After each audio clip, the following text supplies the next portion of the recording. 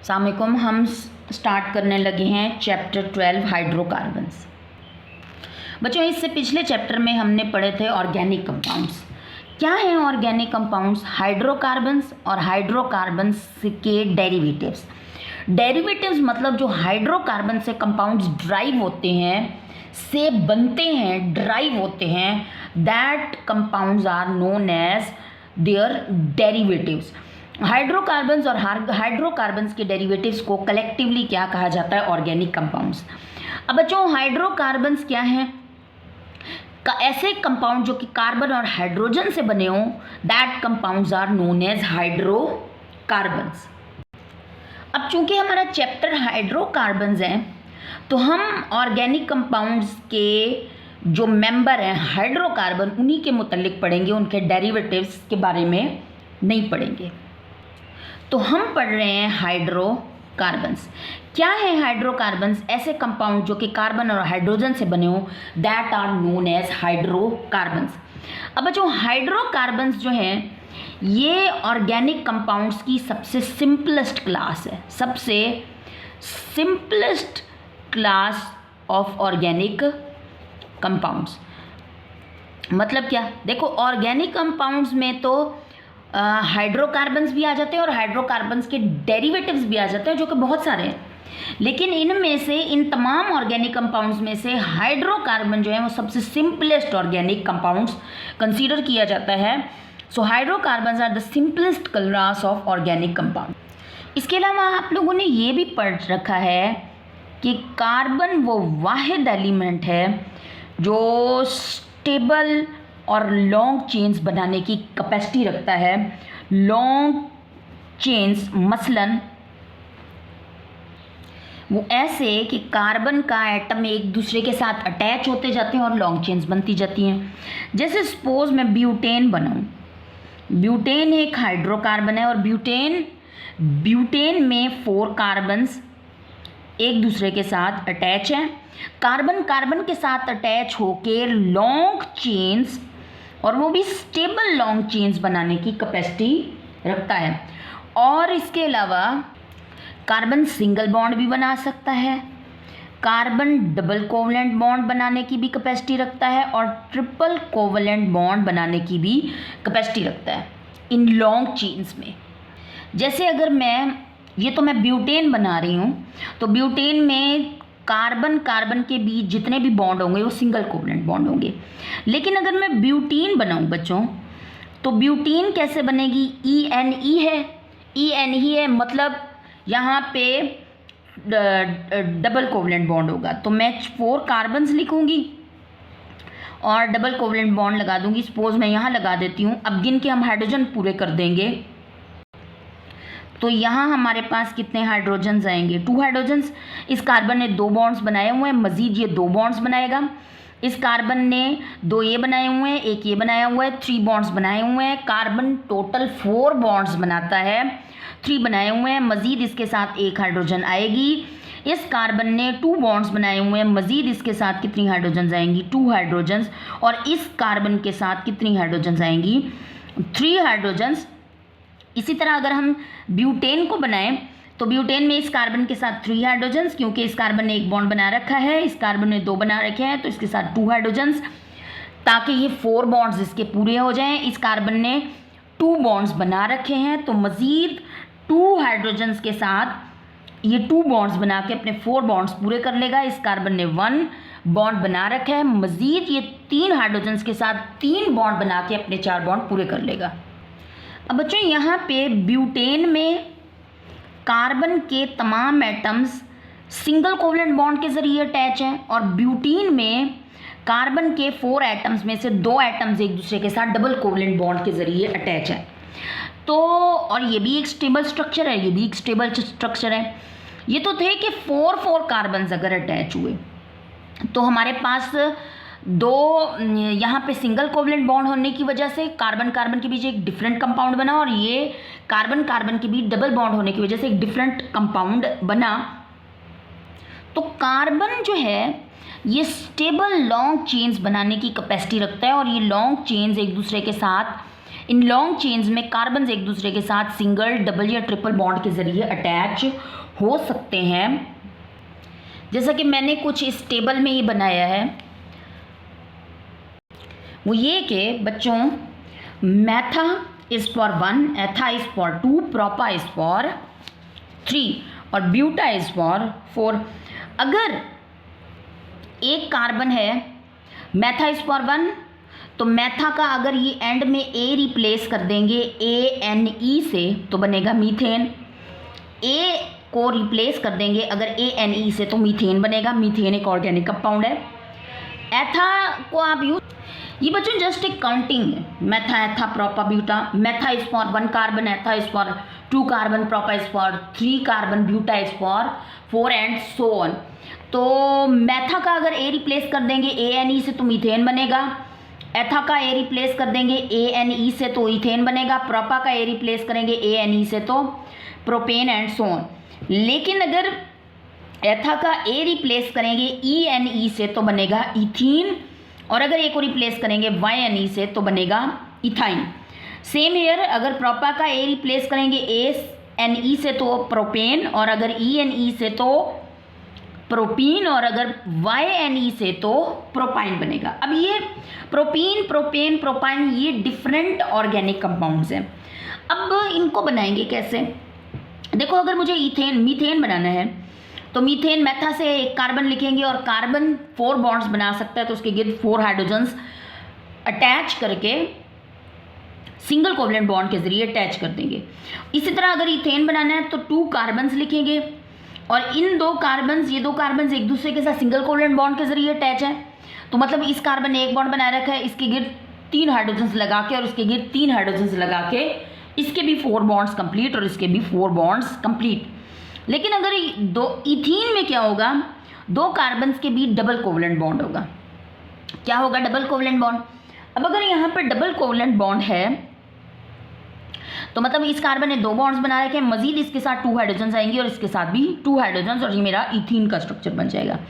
इसी तरह इथाइन में YNE होने का मतलब है कि कार्बन्स के बीच कौन सा बॉन्ड है, ट्रिपल कोवलेंट बॉन्ड, और ENE होने का मतलब है कि कार्बन्स के बीच कौन सा बॉन्ड है, डबल कोवलेंट बॉन्ड। कम से कम एक डबल कोवलेंट बॉन्ड होना ज़रूरी है और कम से कम एक कार्बन, एक ट्रिपल बॉन्ड 2 कार्बन्स के बीच होना ज़रूरी है। और इथाइन में तो हैं ही 2 कार्बन्स, तो उन्हीं के बीच ट्रिपल कोवलेंट बॉन्ड, उसके बाद एक हाइड्रोजन इधर, एक हाइड्रोजन इधर। इसी तरह प्रोपेन में यहाँ पे 3 कार्बन्स अटैच हैं, यहाँ 3 कार्बन्स, इन 2 कार्बन्स के बीच डबल कोवलेंट बॉन्ड, तो ये प्रोपीन हो गया, और इनके बीच ट्रिपल कोवलेंट बॉन्ड, तो ये हो गया प्रोपाइन।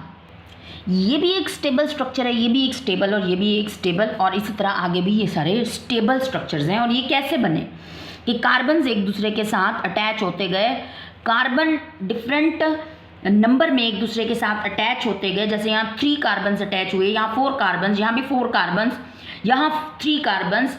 लेकिन यहाँ पे मीथेन, इथेन, प्रोपेन, ब्यूटेन, इनमें कार्बन्स के बीच कौन सा बॉन्ड है, सिंगल कोवलेंट बॉन्ड। अल्कीन्स के और इथीन, प्रोपीन, ब्यूटीन में कार्बन्स के बीच कौन सा बॉन्ड है, डबल कोवलेंट बॉन्ड। कम से कम एक डबल कोवलेंट बॉन्ड होना ज़रूरी है।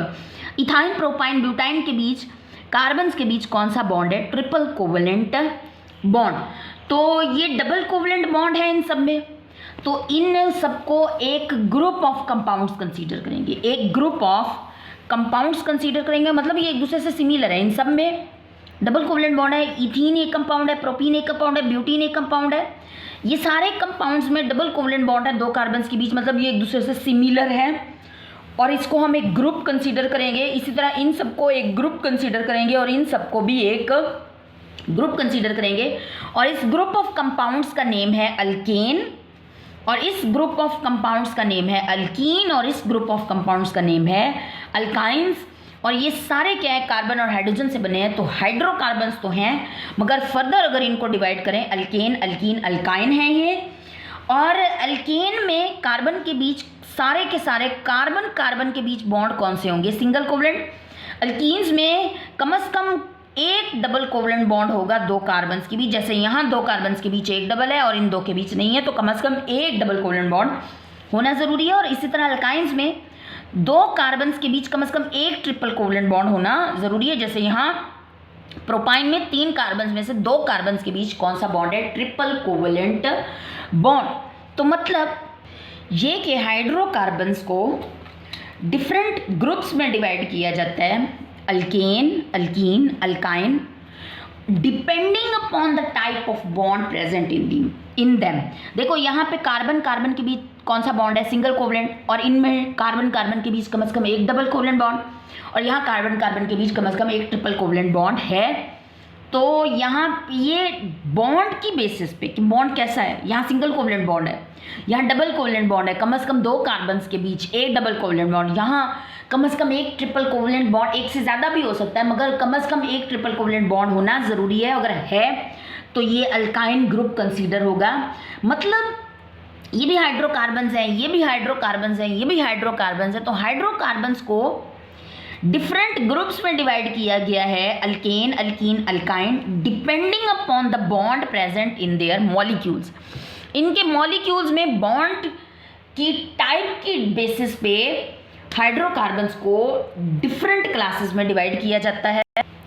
So hydrocarbons are divided into 4 different classes depending upon the, कौन सी? एक तो है अल्केन, 4 क्लासेस, 4 ग्रुप्स में डिवाइड किया जाता है। एक है अल्केन, एक है बच्चों अल्कीन, एक है अल्काइन, और तीसरे हैं चौथे हैं एरोमेटिक्स। इनका जिक्र यहाँ पे ज़्यादा नहीं है लेकिन मैं आपको बताऊंगी एरोमेटिक्स के बारे में। और ये किस बेसिस पे? Depending upon the type of bond present in their molecules. So depending upon the type of bond present in their molecules, hydrocarbons are divided into 4 different classes: alkane, alkene, alkyne and aromatics. और alkane में carbon carbon के बीच तमाम bond single covalent होंगे, alkyne में double covalent, alkyne में कम से कम एक triple covalent bond, और इसके अलावा चौथी कैटेगरी है एरोमेटिक्स। हाइड्रोकार्बन्स को एक और बेसिस पे भी कैटेगराइज किया जाता है। Hydrocarbons are further classified as saturated and unsaturated. अब सैचुरेटेड कौन से हैं बच्चों? ये जो अल्केन्स है ना, यही सैचुरेटेड है हाइड्रोकार्बन्स है। अल्केन जितने भी हैं, methane, ethane, propane, butane, pentane, ये सारे क्या हैं? Saturated hydrocarbons. और जो हमारे पास अल्कीन्स हैं और हमारे पास अल्काइंस हैं, ये क्या हैं? Unsaturated hydrocarbons. तो अल्कीन हो गए और हमारे पास हो गए अल्काइन, जिनमें कम से कम एक ट्रिपल कोवलेंट बॉन्ड होगा, और जिनमें अल्कीन में कम से कम एक डबल कोवलेंट बॉन्ड कार्बन्स के बीच होगा। ये क्या है? Unsaturated hydrocarbons.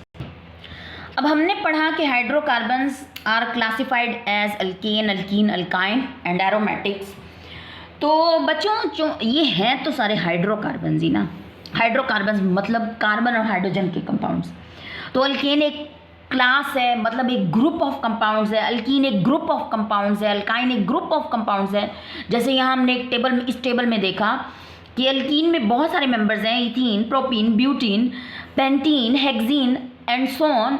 इसी तरह अल्काइंस में भी बहुत सारे ऑर्गेनिक कंपाउंड्स आते हैं। तो अल्काइन हो गया, अल्कीन हो गया, अल्केन हो गया, ये ऑर्गेनिक कंपाउंड्स का ग्रुप्स है। अल्केन एक ग्रुप है ऑर्गेनिक कंपाउंड्स का, अल्कीन ऑर्गेनिक कंपाउंड्स का एक ग्रुप है, अल्काइन ऑर्गेनिक कंपाउंड्स का एक ग्रुप है, या क्लास कह लो आप ऑर्गेनिक कंपाउंड्स की। तो मतलब ये ऑर्गेनिक कंपाउंड्स के डिफरेंट ग्रुप्स हैं। अल्केन हो गया, अल्कीन हो गया, अल्काइन हो गया, एरोमेटिक्स। लेकिन ये हैं तो बच्चों हाइड्रोकार्बन ही, मतलब कार्बन और हाइड्रोजन के बने हुए कंपाउंड्स को हाइड्रोकार्बन्स को फर्दर क्लासीफाई कर दिया है, लेकिन ये हैं तो हाइड्रोकार्बन्स। तो मतलब ये जो अल्केन सीरीज़ है, इसमें जितने भी कंपाउंड्स हैं, अल्केन सीरीज़ हो गई, अल्कीन सीरीज़ हो गई, अल्काइन सीरीज़ हो गई, ये एक दूसरे से डिफरेंट है। Alkane series, alkyne series, alkyne series, ये एक दूसरे से डिफरेंट किस तरह है? इसकी केमिकल प्रॉपर्टीज़ इससे डिफरेंट होंगी, इसकी इससे डिफरेंट होंगी। इन सबकी केमिकल प्रॉपर्टीज़ आपस में डिफरेंट है। अल्केन की अल्कीन से डिफरेंट होंगी, अल्कीन की अल्काइन से डिफरेंट होंगी, लेकिन इन सबकी केमिकल प्रॉपर्टीज़ एक दूसरे से सिमिलर हैं। इनकी फिजिकल प्रॉपर्टीज़ एक दूसरे से सिमिलर हैं। अल्केन अल्कीन अल्काइन की केमिकल प्रॉपर्टीज़ एक दूसरे से डिफरेंट है, लेकिन इनकी फिजिकल प्रॉपर्टीज़ सिमिलर है।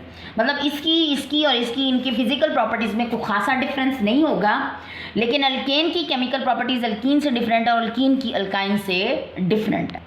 अब हाइड्रोकार्बन्स की कुछ प्रॉपर्टीज़ देखते हैं। हाइड्रोकार्बन्स क्या है? ये नॉन पोलर है। अगर ये नॉन पोलर क्यों है? क्योंकि हाइड्रोकार्बन्स बच्चों कार्बन और हाइड्रोजन से बने हैं, और कार्बन और हाइड्रोजन का जो इलेक्ट्रोनेगेटिविटी डिफरेंस है वो कुछ ज़्यादा नहीं है। तो इस वजह से ज़्यादा इलेक्ट्रोनेगेटिविटी डिफरेंस नहीं है, बहुत कम इलेक्ट्रोनेगेटिविटी डिफरेंस होने की वजह से इनको क्या कंसीडर किया जाता है? Non polar. अब अगर ये नॉन पोलर है तो वाटर क्या है? वाटर पोलर है। तो ये कभी भी पोलर, वाटर चूँकि पोलर है तो, और हाइड्रोकार्बन्स नॉन पोलर हैं, हाइड्रोकार्बन्स कभी भी वाटर के अंदर सॉल्युबल नहीं होंगे। So hydrocarbons are insoluble in water because water is polar and they are insoluble, they are non-polar, so that's why they are insoluble in water। लेकिन ये non polar solvents के अंदर इजीली सॉल्युबल होते हैं। चूँकि ये नॉन पोलर है तो ये नॉन पोलर जितने भी सॉल्वेंट्स हैं उनके अंदर ये इजीली क्या होंगे? सॉल्युबल। वाटर के अंदर insoluble, but non polar solvents के अंदर हाइड्रोकार्बन्स आर सॉल्युबल।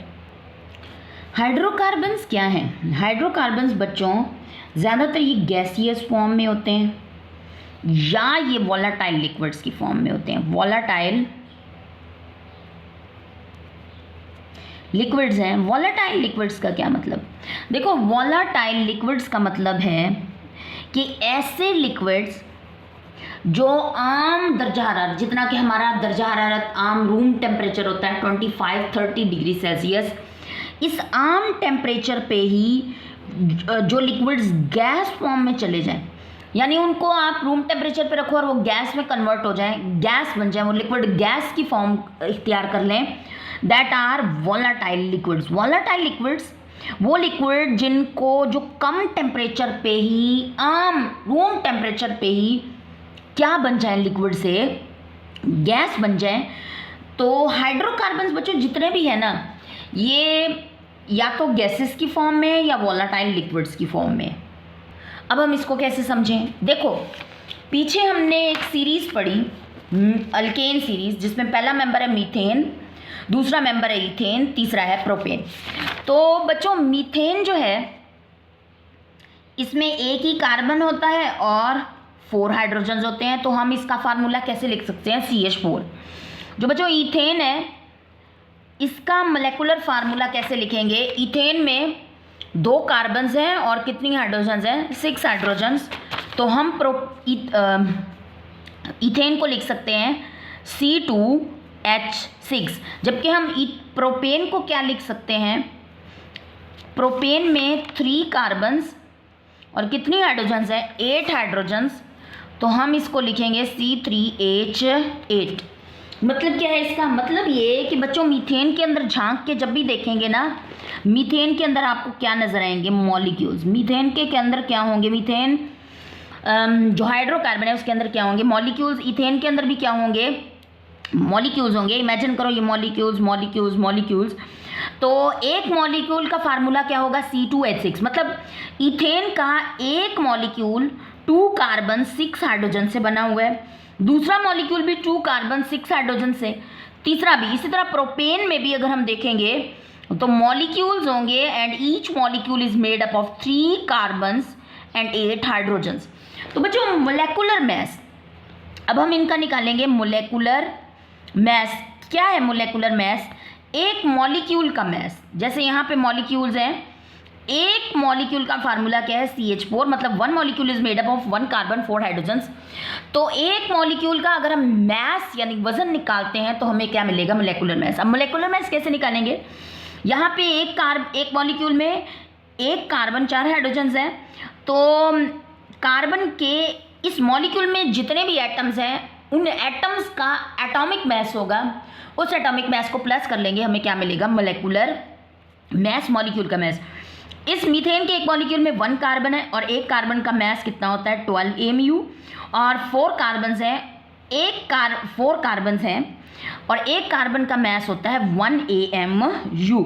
तो मल्टीप्लाई करेंगे इसको 12 और 4 1 दा 4, यहाँ पे 12 एक ही कार्बन है तो उसका मास 12, 4 हाइड्रोजन्स हैं और 1 उसका एटॉमिक मास है, तो हम 4 मल्टीप्लाई बाय 1 कर लेंगे और ये हमारे पास निकल के आएगा 16 AMU। तो मीथेन में एक मॉलिक्यूल का मास 16 AMU। अगर हम इथेन के एक मॉलिक्यूल का मास निकालें तो 2 कार्बन्स हैं यहाँ पे, तो 2 कार्बन्स हैं तो हम 2 × 12 कर लेंगे। एक कार्बन का मास कितना है 12 और 6 × 1 कर लेंगे क्योंकि एक हाइड्रोजन का मास कितना है 1 AMU, और ये हमारे पास 24 हो जाएगा।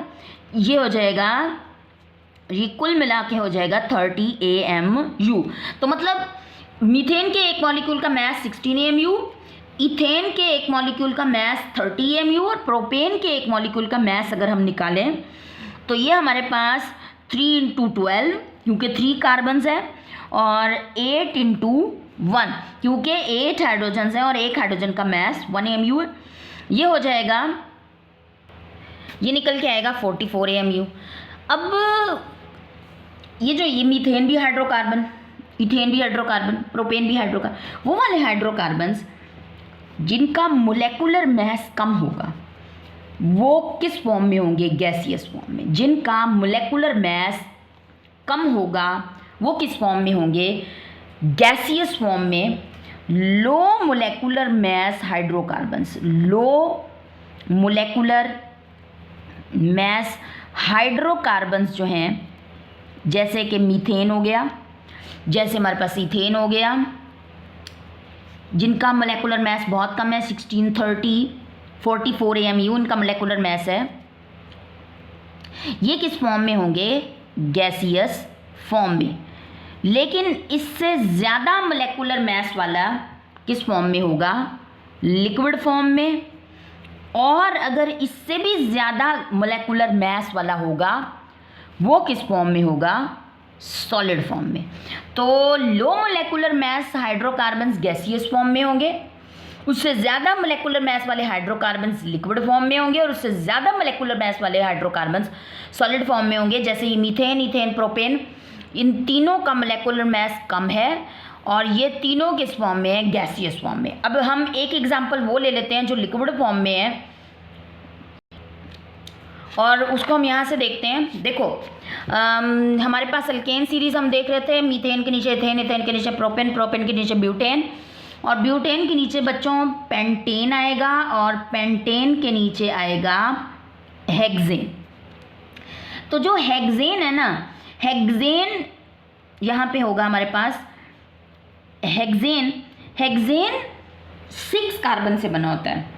हमारे पास यहाँ एथा के नीचे प्रोपा, प्रोपा के नीचे ब्यूटा, ब्यूटा के नीचे पेंटा और पेंटा के नीचे हेक्सा, हेक्सा मीन 6 कार्बन। तो हेक्सेन में 6 कार्बन होंगे और हाइड्रोजन हम काउंट कर लेते हैं। कैसे करेंगे, देखो हेक्सेन में 6 कार्बन है, सबसे पहले तो आप जल्दी से 6 कार्बन्स ड्रॉ कर लो, 1 2 3 4। उसके बाद इस कार्बन ने एक बॉन्ड बना रखा है, कार्बन 4 बॉन्ड्स बनाता है, एक बना रखा है, मजीद इसके साथ कितनी हाइड्रोजन अटैच कर दो, 3 हाइड्रोजन। अब इसके 4 बॉन्ड इस कार्बन के पूरे हो गए। इस कार्बन ने 2 बॉन्ड्स बना रखे हैं, मजीद 2 ये बॉन्ड्स बनाएगा, 2 हाइड्रोजन अटैच कर दो, इसके साथ भी 2 हाइड्रोजन क्योंकि इसने भी 2 बॉन्ड बना रखे हैं, मजीद 2 बना के 1 2 3 4 इस कार्बन के 4 बॉन्ड्स कंप्लीट। इसी तरह इसके भी 2 हाइड्रोजन अटैच करने से 4 बॉन्ड्स कंप्लीट, इसके भी 4 बॉन्ड्स कंप्लीट और इसके साथ एक बॉन्ड बना रखा है, मजीद कितनी हाइड्रोजन आएंगी, 3 हाइड्रोजन और ये मेरा हेक्सेन का स्ट्रक्चर बन गया। अब इस हेक्सेन में कितनी कार्बन हैं, 6 कार्बन और हाइड्रोजन कितनी हैं, काउंट कर लो आप लोग, 6 ये रही, 6 ये रही, 12 और 2 ये रही, 14। तो मतलब हेक्सेन में 6 कार्बन 14 हाइड्रोजन है। तो हम हेक्सेन को बना लेते हैं। हेक्सेन यहाँ पे इसमें 6 कार्बन 14 हाइड्रोजन्स। अगर 14 हाइड्रोजन्स हैं तो हमने जैसे यहाँ पे प्रोपेन बनाया, मतलब प्रोपेन के अंदर क्या होंगे, मॉलिक्यूल्स।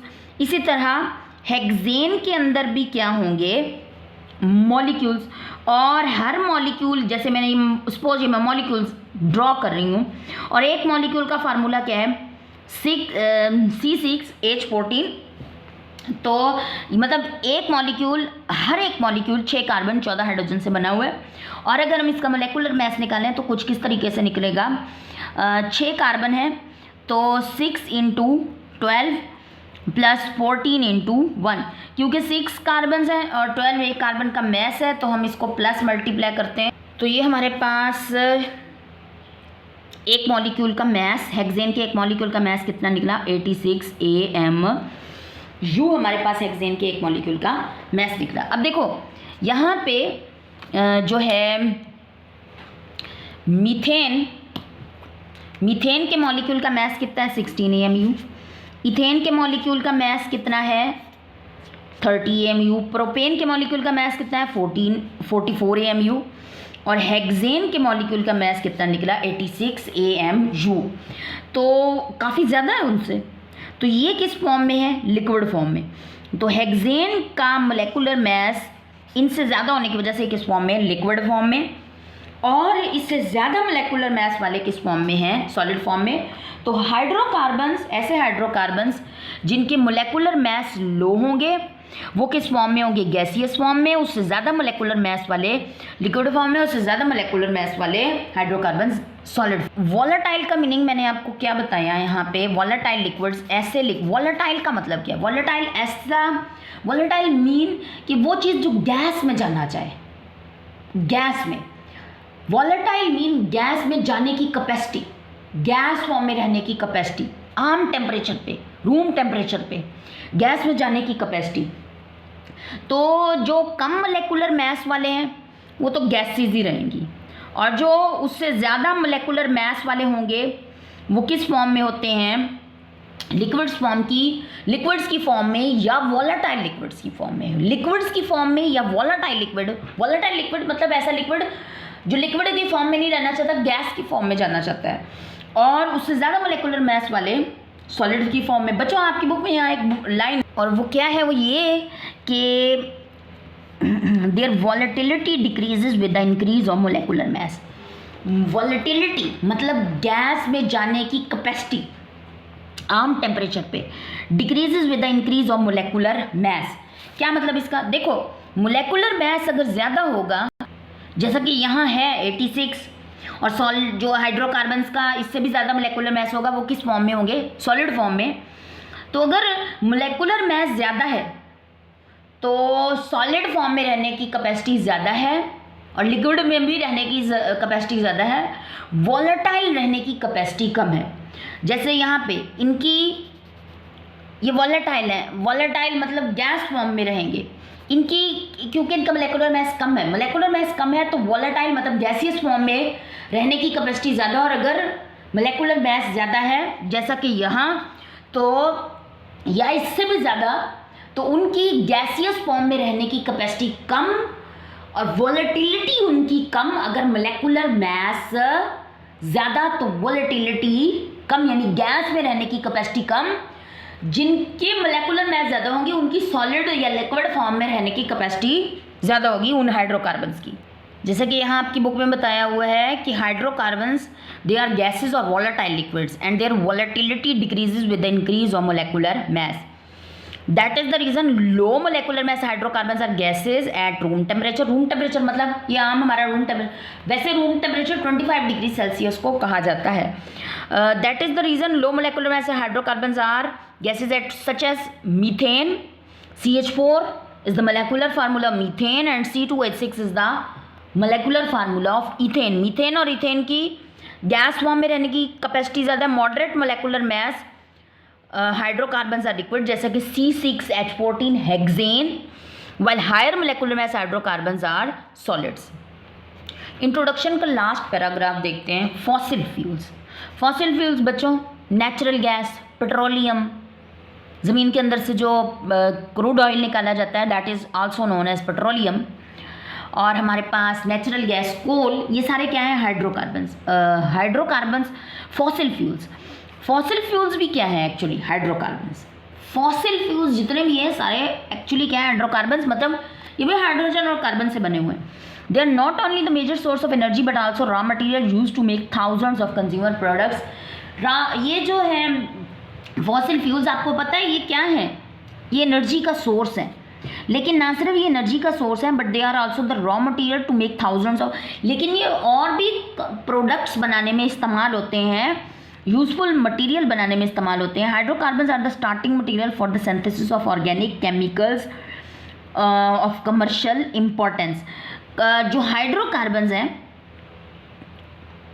ये बहुत सारे ऑर्गेनिक केमिकल्स को बनाने के लिए स्टार्टिंग मटेरियल के तौर पे इस्तेमाल होते हैं। These chemicals are use for making plastic, और ये मतलब हाइड्रोकार्बन से बहुत सारे इम्पॉर्टेंट केमिकल्स बनाए जाते हैं, और ये केमिकल्स इस्तेमाल होते हैं प्लास्टिक, सिंथेटिक रबर बनाने में, सिंथेटिक फाइबर और फर्टिलाइजर्स बनाने में यूज़ होते हैं। तो हमारा इंट्रोडक्शन वाला टॉपिक कंप्लीट होता है हाइड्रोकार्बन्स का।